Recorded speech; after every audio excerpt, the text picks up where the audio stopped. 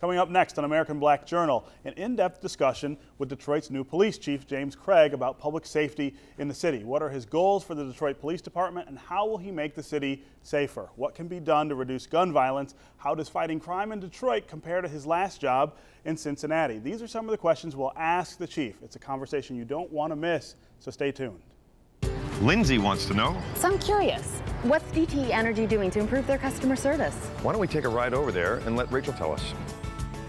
Hello. Hello. Take a walk with me. Here at DTE Energy, we're working very hard to improve our service, like answering every call under 1 minute and resolving the issue on the first call. Wow, no passing the buck, huh? Nope. And plus, we're adding over 100 customer service jobs right here in the state of Michigan. I need to get a real job. I'm going to send your application. Thanks, Rachel. DTE Energy. Know your own power.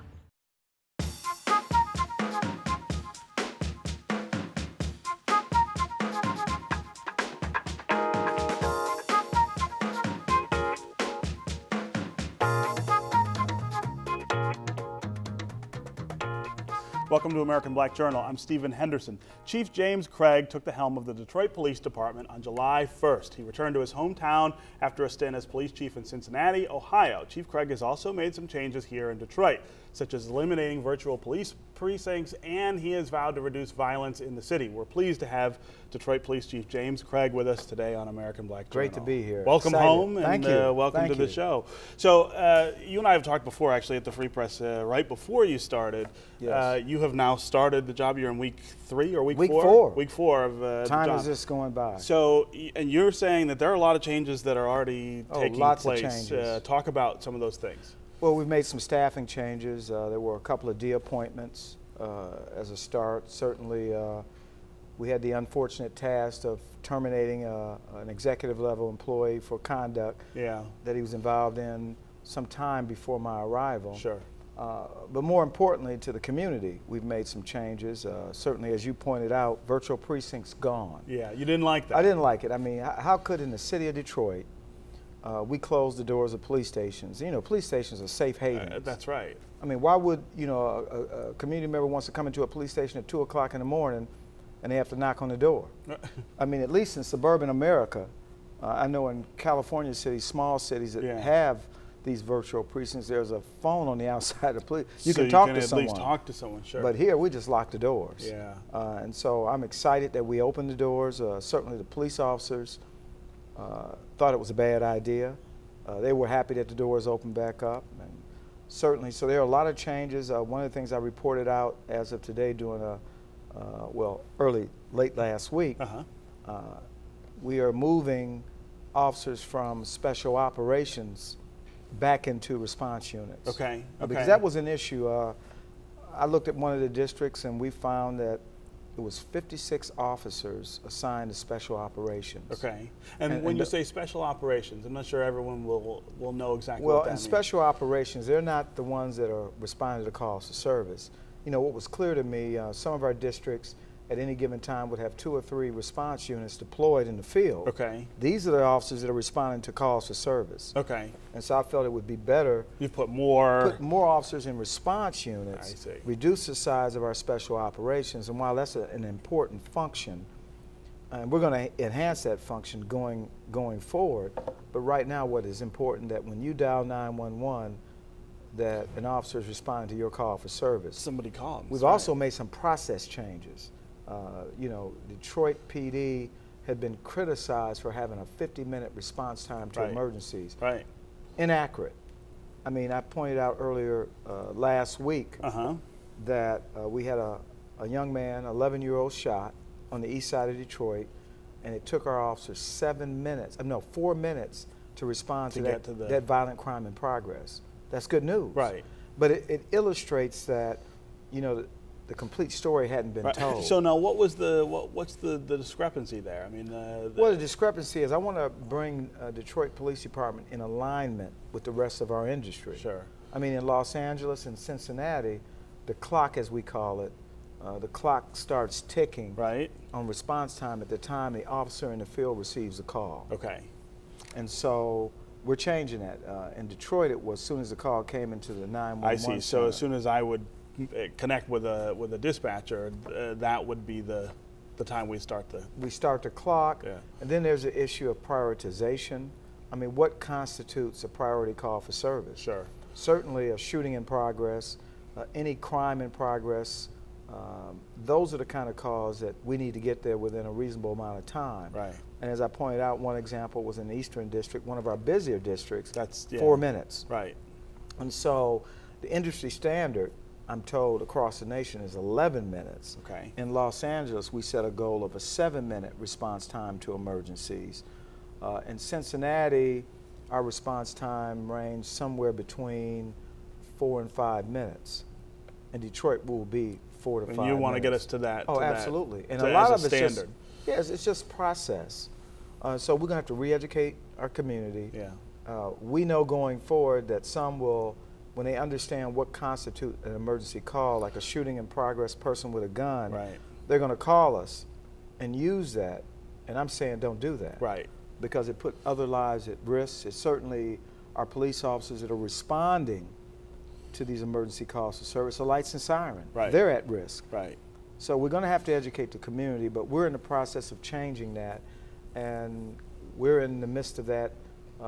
Probably by Wednesday, we'll be fully up and running with our new response time protocols. And so, in your view, then, it's not that big a deal to get that response time down. I mean, that is issue number one with people in Detroit, is that, you know, everyone will tell you, if you pick up the phone and call, unless it's a real, you know, emergent violent crime, you know, it takes a long time. I mean, we want. So you don't want people calling for. Well, I mean, for calls that are not of a priority nature. I mean, certainly anytime there's a burglary, someone returns home and finds their front door open. Yeah. I mean, that's an invasion. That's an emergency. Well, it's not an emergency. Okay. Not necessarily. And I'll tell you why. While it's an invasion of a person, and certainly their quality of life diminishes, Yeah. and it's a concern, it doesn't compare to, say, a shooting in progress. Well, right. And it doesn't compare to a home invasion where suspects are inside the home while you're there. Those are the type of calls that we need to get there quickly. I'm talking 3 to 4 minutes. Right, right. You know, so these are the types of educational opportunities we're going to take to, you know, educate our community. Yeah. Our police officers understand it. But just to blanketly say that when you dial 911, as a rule, it's 50 minutes. Right. That's It not depends accurate. on the. It depends on the. Right. On the call. So we'll prioritize calls. So, you know, an open door might be a priority too. Right. And there's no expectation of a 5-minute response. Certainly we will tell you don't go inside if you believe the suspects are still there. Sure. But so that's how we're going to go moving forward. Let's talk about your sort of overall approach to crime. You worked, as I said in the open, in Cincinnati. As the chief, you worked in L.A. Yes. Those are two places that have taken on these sort of big picture strategies to crime. I don't know if you call it zero tolerance. Some people call it quality of life. I mean, there are a lot of different ways. They're all interconnected. Right. Is that what we need here in Detroit? I mean, we've never really embraced that in the city. I mean, when I hear community members telling me that they feel that there's lawlessness and that the Detroit Police Department is not addressing violent crime, you know, take the handcuffs off our police officers. You know, first and foremost, you know, we're going to police this city constitutionally. Yeah. We're going to do it ethically and legally. And we're under a federal consent judgment. Right, and that's a big so deal here. Where that's a mandate, and I support that mandate. But we are going to police the city. Right. We're going to be police officers. I can't tell you how many police officers I've had conversations with, and they've had one request. They recognize that they've been cut, their pay has been cut 10%. Sure. But their chief concern is they want to be police officers again. I said, well, you are a police officer. And it shocked me.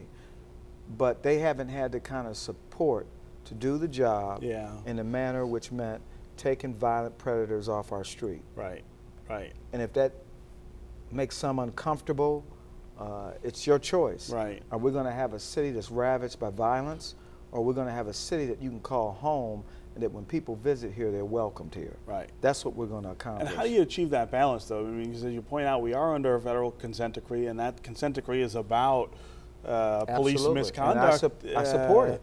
I support the consent judgment. And so what's that line, though, then between, as you put it, taking the streets back? and getting in a position where it's not just the criminals who are afraid of the police, it's the citizens who fear the We don't want the police. good people to fear the police. We want those who are engaging in criminal behavior to be very concerned. Right. You will be arrested with dignity and respect, but you're going to go You're to gonna jail. go to jail, right. Bottom line. There are more good people in any neighborhood. I know that, and I don't care where I've worked. Sure. We all know that. Police professionals understand and know that there are more good people in any given neighborhood. How we're going to do it? It's real simple. First and foremost, when you talk about morale of the police department, which is, it's noted that the morale of the Detroit Police Department has been low. down. Yeah. That has to come up. We're already taking strides and moving in the right direction. The police officers are feeling encouraged. That's important because that translates into reduced crime. Right. There's a nexus to it. So we're going to do that. But community policing partnerships, true partnerships where the community is engaged in the effort to abate violent crime, that's more critical. Right. Right. Police, we can't do it alone. Many think, well, you know, the police chief comes in from Los Angeles, successes in Cincinnati, Portland, Maine. So I have no honeymoon here in Detroit. Right. People expect me to do it today, Yes. like yesterday. Yes. And I'm with that. But they must know that our police officers cannot do it alone. Yeah. We have to have an engaged community, and we're going to do that. But in addition to doing that, as we approach identifying those, we're doing it in a very strategic way. We've launched a CompStat process here. It's still Right. in its infant stages. Yeah. We've done it in Los Angeles. You've probably, you're fully aware. Oh yeah, I'm sure I've heard of that, and I want to make sure we explain that to the Yes. to the viewers. CompStat is a comprehensive It's an computer mapping for computer crime. mapping, but it's also a management accountability That's right. model. I will and are going to hold our command staff accountable to Based on that, the based data on that comes out of exactly. I mean, no longer do you get to say, well, I didn't know there was a spike in robberies along Dexter between Davison and Buena Vista. Right. No longer will you get to say that. Right, 'cause you get see to it say right there on the that map. I'm aware of it, this is what we're doing about it, and I need some help. And so going forward, you know, while I talked about reduction in the area special ops Sure. units, we're going to bring back what I call, and many of your viewers know about tactical service section, but it's going to be a citywide mobile unit that is going to go to those areas that CompStat says we've seen a spike in violence. Okay. They're going to be in those areas working in partnership with the community and in partnership with those districts and precincts to reduce violent crime. Right. So it's a That's way so of important. targeting police activity around places Targeting where there are crime. areas that need to be addressed. And then there's another response. Certainly we're involved in stuff that has gone on prior to me arriving. I mean, certainly we got ceasefire that's Right. in its infant stage. Right. Certainly Detroit One, Yes. another effort that has much promise. Detroit's Crime Commission, we're partnering with them in a robust way. So I'm excited about what's going on here in Detroit, and we're going to get it done. We're going to reduce crime, we're going to raise morale, and we're going to restore the credibility of the Detroit Police Department. Right. A lot of people focus when they talk about crime or high crime rates. What they're talking about is the homicide rate. I mean, that's the Yes. thing that gets everybody's attention. Absolutely. Here last year we had I can't remember what the exact number was, but I think it was over 400 or just I think around. it was 413. 413. Probably the highest in the country. Okay. Per capita, per certainly. capita, yes. What's the importance of that number, and how do you lower that number? But then how do you also, or is it more important to focus on the crime that more people are likely to see, the theft, the home invasion? How do you deal with Well, all first of that and stuff at the foremost, same you can't put a theft-related offense over a crime of time? violence. Right. The priority going forward: non-fatal shootings, homicides. Okay. In both areas, we're down year to date. Right. In fact, homicide year to date, we're down roughly 7%. Non-fatal shootings, we're down just around 2%. Okay. I mean, that's good news, but not good enough news. What's the reason for that, do you think? Well, you know, these things, sometimes it's just pure luck. Well, sure. But there is a strategic, a very precise way of dealing with crime. I think that coming in as the morale continues to increase, as we build in accountability that causes our commanders to focus on crime. Sure. It's serious. Yeah. We no longer get to just say, oh well, it's just the nature of Detroit. We're helpless. We can't do anything about it.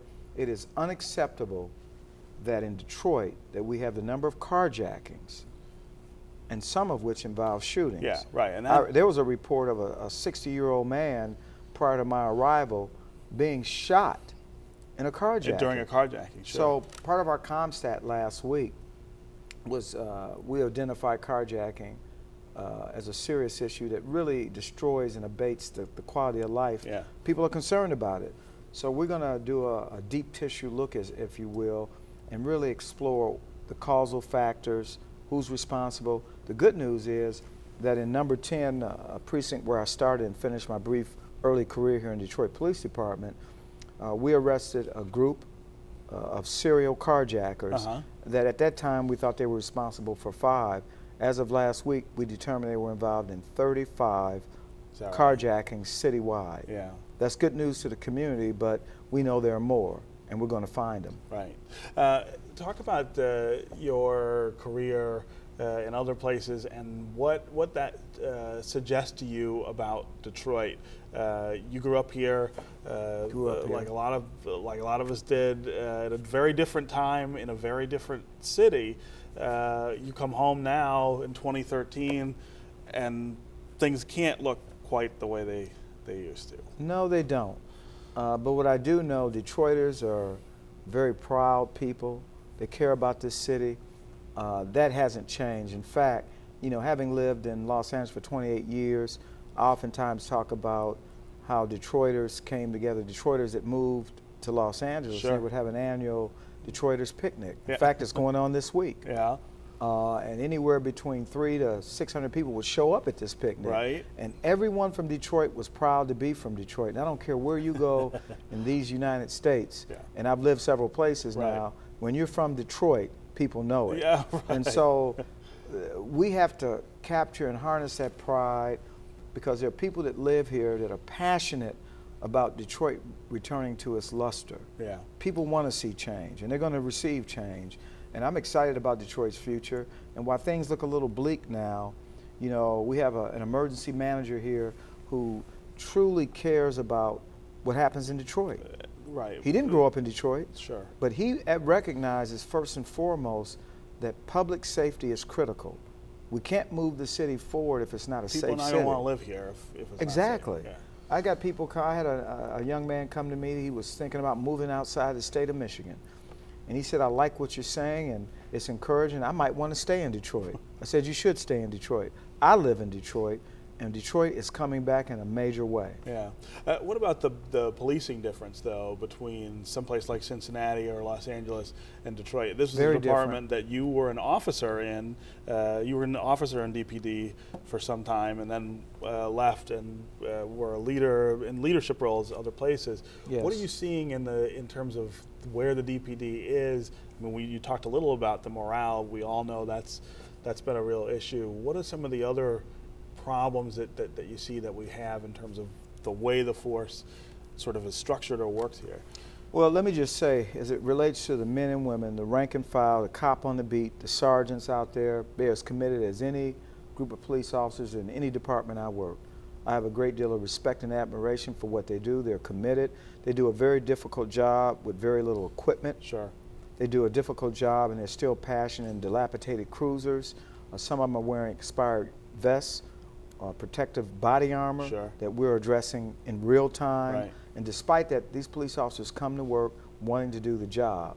So I've seen that, you know, Los Angeles, where I spent the lion's share of my policing career. I am so happy I made that move, because had it not been for LA, I probably wouldn't have ended up back here. In Detroit. And so I have a different view of the world. But candidly, I will tell you, there's a leadership void. There's been a leadership void in DPD. Yeah. And I'm going to be, and one of the reasons why I'm looking at our command and executive structure, I'm making changes. I've de-appointed 2 as a start. I'm going to look at and identify those who are best suited to lead this police department. They have to be part of the leadership team going forward. They have to understand accountability. They have to respect the men and women out in the field that are doing the job. And they're going to get that. As a police chief in Cincinnati, Cincinnati has the distinction of being a model police agency. Right. You know, they were under a consent judgment like Detroit. They were. They successfully completed that, and now Cincinnati has a model police agency, and during my brief tenure there, we were able to enhance our relationship with the community. Certainly our leaders, our executive and command staff were held accountable. Right. We had a CompStat process. We got it done. We saw a double-digit reduction in crime. And it didn't take that long. Didn't take long. In terms of time span in Cincinnati, I mean, I think sometimes we think that our problems in Detroit are so big that we don't know where to start, or it's going to take forever to get there. Cincinnati is a good example of a place that made a lot of changes quickly. Great. Well, you know, I got to tell you, and you talk to any of the officers and some of the community, in the 209-year history of the Cincinnati Police Department, certainly I was only the 13th police chief, believe it or not. Right. And this is a police department older than the Detroit Police Department. Than DPD, sure. I was the first African American and the first outsider. Uh-huh. And those things are important when you look at the culture of Cincinnati and when you understand what was going on. Yeah. But I came in there, we made tremendous change. The community reports that, the police officers report that, and it didn't take a lot of time to do it. And I don't waste a lot of time, and I recognize that here in Detroit, change has been needed for a long time. Yes. We want to bring stability back to this organization. I'm going to move very quickly. In fact, I'm moving very quickly. The changes that have happened in now just shy of a month have been monumental. Yeah. I mean, the fact that we're addressing staffing, the fact that we're addressing deployment issues. Now, of course, I have the good fortune of being in an environment where we have consultants. Certainly, the emergency manager has given me a lot of autonomy to make this thing right. Right. And we're going to get it right. Right. What is the what's the need in terms of equipment and tools in the DPD? You mentioned that you've got a lot of old cars, you got a lot of old equipment. We've just built this brand new police headquarters. Does that sort of portend that we're going to also upgrade the equipment? We do have some new police cars that some of the corporate community has helped pay for, but what's the outlook for being able to fix that for the officers? Well, you know, it's bright. You know, I get to tell the story. I believe in the public-private partnership. You know, I heard some criticism lodged over the donation of these 100 new police cruisers, and some would suggest that, well, they have the manufacturer's logo. Yeah. And my response is, who cares? Well, who really cares? I mean, if it shows up when I call. Exactly. Does the vehicle meet the specifications of a police cruiser? Yeah. Ford, Chevy, and General Motors? I say to the critics, yes, it does. Are they going to be in the neighborhoods and not all deployed downtown? Yes, they're going to be deployed citywide. Right. Look, this is the Motor City. We should have vehicles that reflect the Motor City. Right, they should not dilapidated cruisers with paint peeling off the hood and the trunk. Yeah. Not cruisers that are unsafe to drive. I met an officer that was driving one that had one breakout.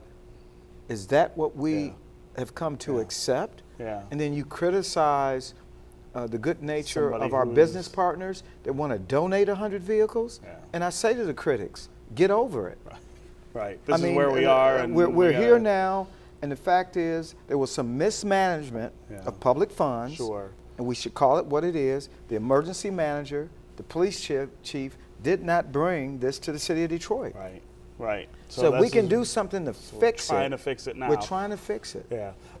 We're talking about cars. I want to make sure we talk about your car before My car. we leave. Oh, yes. Well, I'm a car guy. You are a car guy. You're a Detroiter. Yeah. Right. Here we have on the screen a picture of you with your, what is that, 1970? That's a 1970 Pontiac GTO. In fact, what's notable about that picture, that was the first urban car show, police community car show in Los Angeles. Okay, wow, well, see, there So we're going to have some of that here in Detroit. So we bring it here to Detroit. We bring the youth community together. Yeah. But that's a 1970 455 of those car enthusiasts. And you're going to bring it here to Detroit. I'm getting it shipped. Put it in the Dream Cruise, right? Oh, got to do it. Got to do it.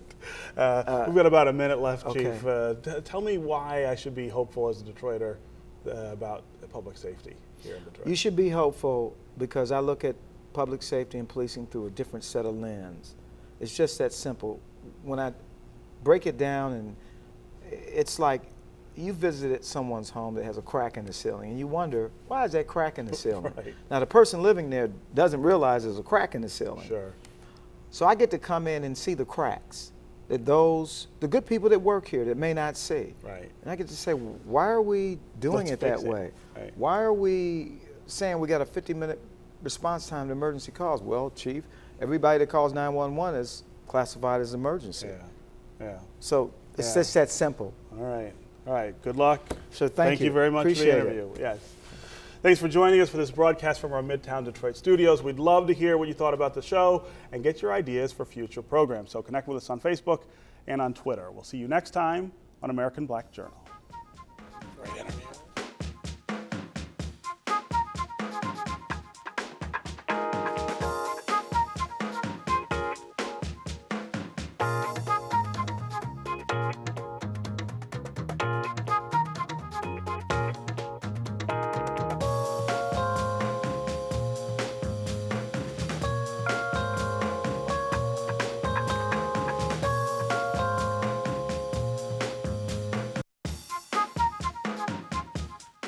Lindsay wants to know. So I'm curious, what's DTE Energy doing to improve their customer service? Why don't we take a ride over there and let Rachel tell us? Hello. Hello. Take a walk with me. Here at DC Energy, we're working very hard to improve our service, like answering every call under 1 minute and resolving the issue on the first call. Wow, no passing the buck, huh? Nope. And plus, we're adding over 100 customer service jobs right here in the state of Michigan. I need to get a real job. I'm going to send your application. Thanks, Rachel. DTE Energy. Know your own power.